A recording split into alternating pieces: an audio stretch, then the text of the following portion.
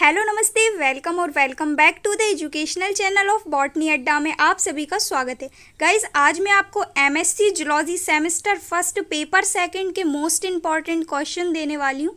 हिंदी और इंग्लिश दोनों में मैं आपको ये क्वेश्चन बताऊंगी और साथ ही ये जो आपके क्वेश्चन है वो 2023 के पेपर के लिए सुइटेबल होंगे। ठीक है, सो देखिए, आपका जो पेपर सेकंड है उसका नाम है structure and function of invertebrates.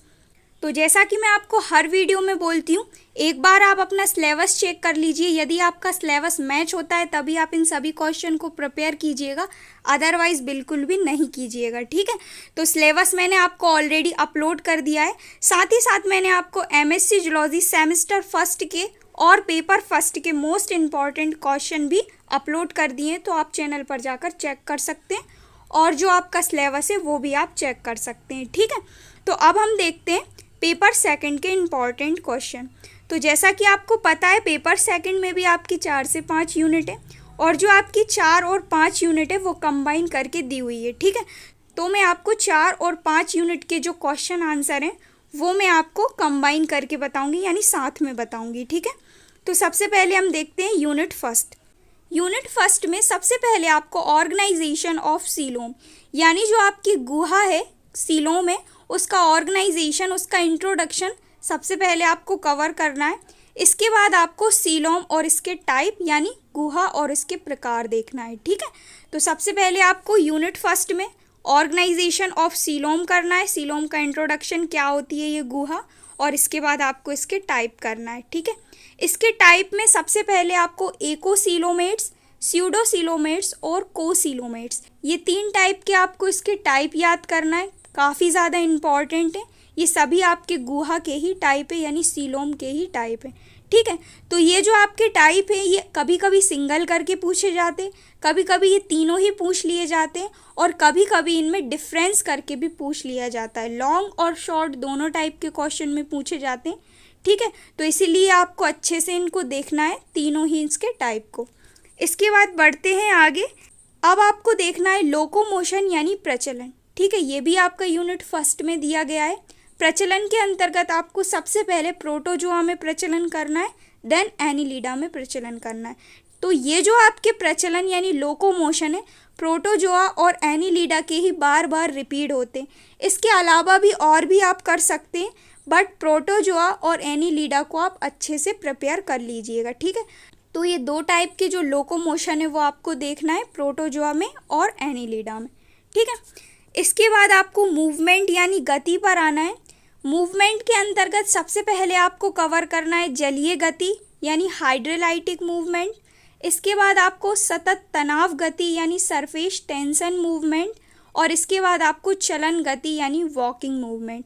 ये 3 टाइप की मूवमेंट आपको अच्छे तरीके से याद करना है। ये तीनों ही जो मूवमेंट है वो आपको प्रोटोजोआ के अंतर्गत करना है। एनिलिडा के अंतर्गत भी आप देख सकते हैं, लेकिन जो प्रोटोजोआ के अंतर्गत ये गतियाँ दी हुई हैं, मूवमेंट दी गई हैं, ये काफ़ी ज़्यादा इम्पॉर्टेंट है। ठीक है, यही आपकी रिपीट होती हैं, इसीलिए आपको प्रोटोजोआ के अंतर्गत जो मूवमेंट, जो गतियाँ दी गई हैं, ये 3 टाइप की, इनको देखना है।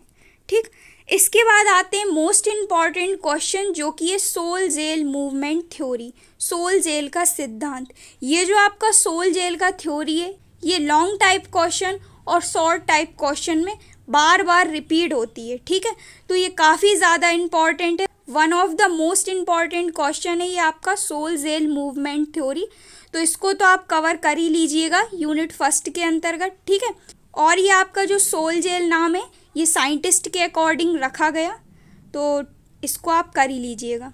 ठीक, इसके बाद 5th क्वेश्चन में आपको करना है कशाभिका चलन और पक्षमावी चलन, यानी फ्लेजेला मूवमेंट और सीलियरी मूवमेंट। ये भी आपको प्रोटोजोआ के अंतर्गत ही करना है। फिर से मैं आपसे कहूँगी कि एनिलिडा के अंतर्गत भी आप कर सकते हैं, बट प्रोटोजोआ के अंतर्गत ज़्यादा इम्पॉर्टेंट है। ठीक है, तो ये सभी क्वेश्चन आपको देखना है यूनिट फर्स्ट के अंतर्गत। जो इम्पॉर्टेंट है वही मैंने आपको बताया है, अदरवाइज मैंने आपको कुछ भी नहीं बताया है, तो इनको तो आप कवर कर ही लीजिएगा यदि आप जूलॉजी से एमएससी कर रहे हैं और आपका फर्स्ट सेम है। ठीक है, इसके बाद हम बढ़ते हैं यूनिट सेकंड में। तो यूनिट सेकंड जो है उसका नाम है न्यूट्रिशन एंड डाइजेशन, यानी पोषण और पाचन। तो देखिए इसमें आपको सबसे पहले करना है न्यूट्रिशन एंड लोअर मेटाजोन, इसका आपको इंट्रोडक्शन करना है। और जो आपका पॉरीफेरा में फीडिंग दी हुई है वो और उसका डाइजेशन, ये दोनों ही करना है आपको न्यूट्रिशन एंड डाइजेशन के अंतर्गत और पॉरीफेरा के अंतर्गत। ठीक है, सबसे पहले आप इसका इंट्रोडक्शन देख लीजिएगा, इसके बाद आप पॉरीफेरा में फीडिंग और डाइजेशन देख लीजिएगा। ठीक, इसके बाद सेकंड में आपको सीलेंट्रेटा में फीडिंग एंड डाइजेशन और इकाइनोडर्मेटा में फूड फीडिंग एंड डाइजेशन, यानी पॉरीफेरा के बाद आपको सीलेंट्रेटा और इकाइनोडर्मेटा में फूड फीडिंग और डाइजेशन को कवर करना है। ठीक, तो ये तीन हो गए आपके पॉरीफेरा, सीलेंट्रेटा और इकाइनोडर्मेटा, इन तीनों में आपको डाइजेशन देखना है और फूड फीडिंग देखना है। ठीक है, ये आपके इम्पॉर्टेंट है। इसके बाद यूनिट सेकंड में आपका दिया गया है रेस्पिरेशन। तो जो आपका रेस्पिरेशन है उसके सारे ही वीडियो मैंने अपलोड कर दिए हैं अपने चैनल पर। तो सबसे पहले आपको क्या करना है, रेस्पिरेशन यानी श्वसन के अंतर्गत रेस्पिरेशन की डेफिनेशन, इसकी इक्वेशन जो भी है सभी आपको इसका कवर करना है। मैंने आपको इसका वीडियो भी अपलोड कर दिया है चैनल पर, तो आप देख सकते हैं, और इसका नोट्स भी अपलोड कर दिया है, तो आप वहाँ से कवर भी कर सकते हैं। ठीक है, तो सबसे पहले आप रेस्पिरेशन का इंट्रोडक्शन, इसकी इक्वेशन सभी कर लीजिएगा।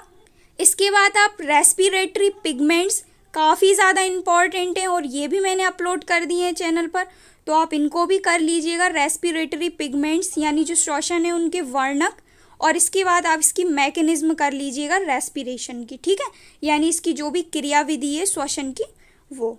तो ये तीनों टॉपिक को कवर करना है आपको रेस्पिरेशन के अंतर्गत यानी श्वसन के अंतर्गत। काफ़ी इजी सा टॉपिक है आपका और एग्जाम में आना ही आना है इससे क्वेश्चन, क्योंकि ये 2 से 3 टॉपिक ही दिए गए हैं आपकी यूनिट सेकंड के अंतर्गत, और जितने भी इम्पॉर्टेंट क्वेश्चन है वो मैंने आपको बता दिए हैं। तो रेस्पिरेशन जो टॉपिक है उसे आप बिल्कुल मत छोड़िएगा। इसके बाद बढ़ते हैं आगे। यूनिट थर्ड जो है इसके अंतर्गत दिया गया है एक्सक्रिएशन यानी उत्सर्जन, इसे मलत्याग भी बोला जाता है एक्सक्रिएशन को। तो सबसे पहले क्या करना है आपको, लोअर इन्वर्टिब्रेट्स में एक्सक्रिएशन, जितने भी आपके लोअर इन्वर्टिब्रेट्स होते हैं उनमें आप मल त्याग यानी उत्सर्जन की मैकेनिज्म कर लीजिएगा। 2 से 3 मैकेनिज्म आप कर लेंगे तो आपका जो काम है वो हो जाएगा। ठीक है, इसके बाद हायर इन्वर्टिब्रेट्स में एक्सक्रिएशन कर लीजिएगा, 2 से 3 मैकेनिज्म इसमें भी आप प्रिपेयर कर लीजिएगा। और मैकेनिज्म ऑफ ऑस्मो रेगुलेशन यानी परासरण नियमन, ये भी आपका one of the most important question है। आपको ऑस्मो रेगुलेशन मेनली मछलियों में यानी फिशेस में और ह्यूमन में करना ही है, काफ़ी ज़्यादा इम्पॉर्टेंट है। फिर से कहूँगी मैं आपसे, मैकेनिज्म ऑफ ऑस्मो रेगुलेशन यानी परासरण नियमन मछलियों में, फिशेस में और ह्यूमन में यानी मनुष्य में, इन दोनों में आप कर लीजिएगा। ठीक है, इसके बाद बढ़ते हैं आगे। 4th और 5th यूनिट जो है वो आपकी कंबाइन दी गई है। नर्वस सिस्टम यानी तंत्रिका तंत्र दिया गया है इसमें आपका। तो देखिए इसमें आप क्या करेंगे, सबसे पहले आप करेंगे अल्प विकसित तंत्रिका तंत्र, सीलेंट्रेटा और इकाइनोडर्मेटा, यानी जो प्रिमिटिव नर्वस सिस्टम है वो आपको करना है सीलेंट्रेटा और इकाइनोडर्मेटा के अंतर्गत। जो अल्प विकसित तंत्रिका तंत्र है वो देख लीजिएगा आप सीलेंट्रेटा में और इकाइनोडर्मेटा में। इसके बाद जो आपके फाइलम दिए गए हैं, संघ दिए गए हैं, सबसे पहले आपको एनिलिडा फाइलम को देखना है। इसमें आपको केंचुए का तंत्रिका तंत्र करना है, यानी जो भी अर्थवॉर्म है उसका नर्वस सिस्टम करना है। देन इसके बाद आपको केंचुए का परिधीय तंत्रिका तंत्र करना है। ठीक है, जो अर्थवॉर्म है उसका परिधीय नर्वस सिस्टम। इसके बाद आपको लीच यानी जोंक का नर्वस सिस्टम करना है। इसके बाद आपको करना है ऑर्थोपोडा का तंत्रिका तंत्र यानी ऑर्थोपोडा का नर्वस सिस्टम। देन आपको ये 4 नर्वस सिस्टम करना है आपको एनिलिडा फाइलम के अंतर्गत। सबसे पहले आपको केंचुए का तंत्रिका तंत्र करना है, देन केंचुए का परिधीय तंत्रिका तंत्र करना है, देन लीच का आपको तंत्रिका तंत्र करना है, देन ऑर्थोपोडा का तंत्रिका तंत्र करना है। ठीक है, तो ये 4 तंत्रिका तंत्र करना है आपको, नर्वस सिस्टम करना है आपको एनिलिडा के अंतर्गत। ठीक है, तो आपका फर्स्ट फाइलम हो गया एनिलिडा। सेकंड फाइलम के अंतर्गत आपको मोलस्का में 1 से 2 जो एनिमल्स दिए गए हैं उनका आपको नर्वस सिस्टम प्रिपेयर करना है। किसी का भी कर लीजिएगा आप। फाइलम मोलस्का के अंतर्गत आने वाले 1 से 2 एनिमल्स के आप नर्वस सिस्टम कर सकते हैं, ठीक है।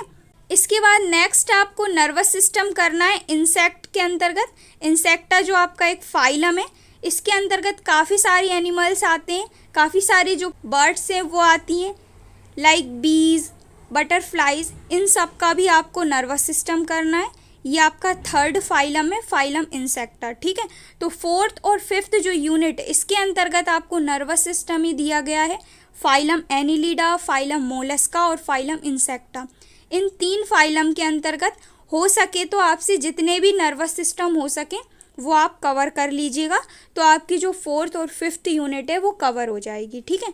अब बढ़ते हैं इनके आंसर की तरफ कि मैम इनके आंसर कहाँ मिलेंगे। तो देखिए, आप जूलॉजी से एमएससी कर रहे हैं और आपको बुक जो है वो परचेस करनी पड़ेगी। कहीं से भी आप करिए, मार्केट से, यूट्यूब से, या फिर कहीं से भी आप परचेज करिए, बट आपको बुक लेना पड़ेगा।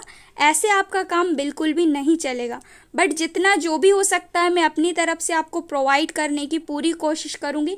टेलीग्राम पर बॉटनी अड्डा नाम से चैनल है, आप उसे ज्वाइन कर सकते हैं, ठीक है।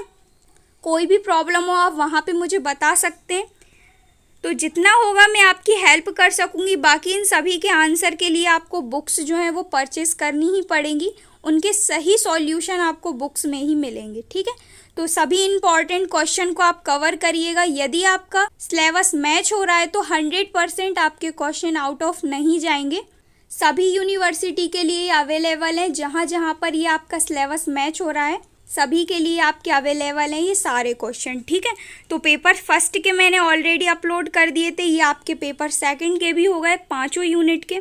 मिलते हैं नेक्स्ट वीडियो में न्यू टॉपिक के साथ। गाइस, कोई भी डाउट हो आप मुझे नीचे कमेंट कर सकते हैं। वीडियो को लाइक, चैनल को सब्सक्राइब करना ना भूलें। So thank you so much for watching, keep on learning.